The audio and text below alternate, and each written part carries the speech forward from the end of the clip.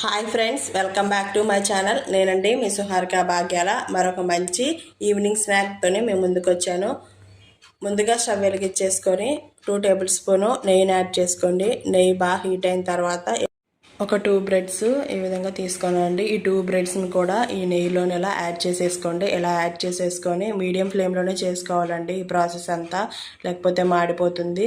ఇలా బ్రెడ్స్ అన్నీ కూడా ఇలా గోల్డ్ కలర్ వచ్చే విధంగానే వేపేసుకోండి. ఇలా వేపేసుకొని ఒకదాని మీద ఒకటి ఇలా ఒక గ్లాసు పాలు తీసుకోండి. ఈ పాలు నేను ముందుగానే కాచి చల్లార్చి పెట్టుకున్నానండి. అలాగే 1 స్పూన్ షుగర్ యాడ్ చేసుకోండి. షుగర్ అంతా ఈ విధంగా పాలల్లో మెల్ట్ అయ్యేలాగా మిక్స్ చేసేసుకోండి. ఇలా మిక్స్ చేసుకున్న తర్వాత స్లోగా బ్రెడ్ మీద యాడ్ చేసేసుకోండి. ఇలా యాడ్ చేసుకొని మొత్తం అంతా కూడా ఇలా మిక్స్ చేసేసుకోండి. ఇలా మిక్స్ చేసుకున్నాక చూడండి, బ్రెడ్ మిల్క్ రెడీ అయిపోయిందండి. బ్రెడ్ మిల్క్ అనేది చాలా టేస్టీగా ఉంటుంది, చాలా బాగుంటుంది. అలాగే రెసిపీ కూడా పిల్లలకి తినడానికి చాలా లైక్ చేస్తారు.